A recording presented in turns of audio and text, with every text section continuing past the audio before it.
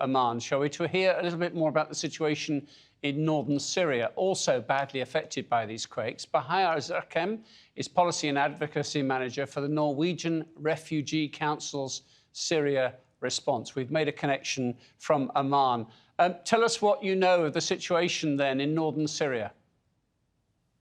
Thank you for the opportunity. The situation in northern Syria is very dire. We're talking about a country that has been going through 12 years of almost 12 years of war, and who has already been experiencing the worst humanitarian situation and crisis since the beginning of the conflict.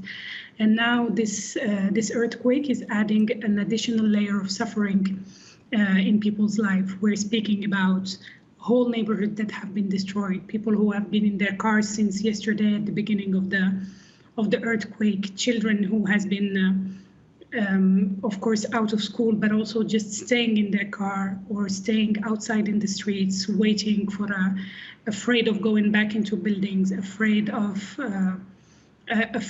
everything. And so the situation is really bad.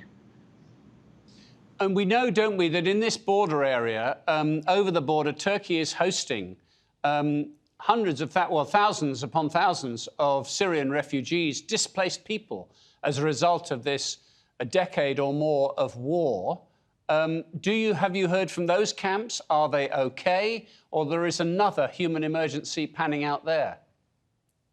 We're still assessing the damages, both in urban areas and the impact on displaced populations in IDP camps inside Syria and everywhere in Syria.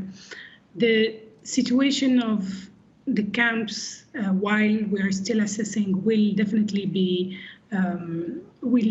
worsen for many reasons, and one of them is that more people might be displaced because of the earthquake. And so those camps might have to receive new displaced population.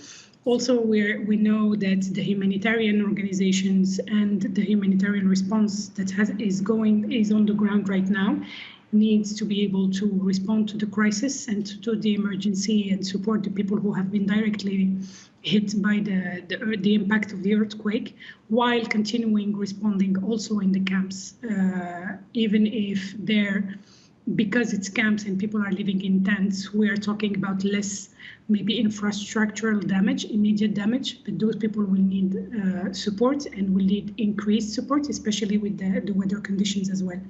So the humanitarian community will need to stretch themselves to be able to respond to all the needs at once. But in terms of getting supplies in, I'm thinking maybe above and beyond the rescue efforts and extra people to come and help with that, but regular supplies of foodstuffs and water, those supply chains are going to be disrupted now.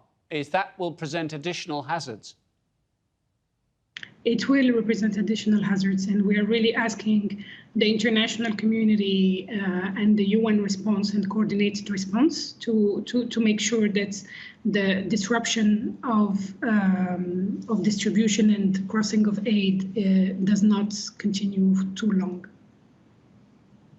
We'll leave it there for tonight. Bahia Zrikem, thank you very much indeed.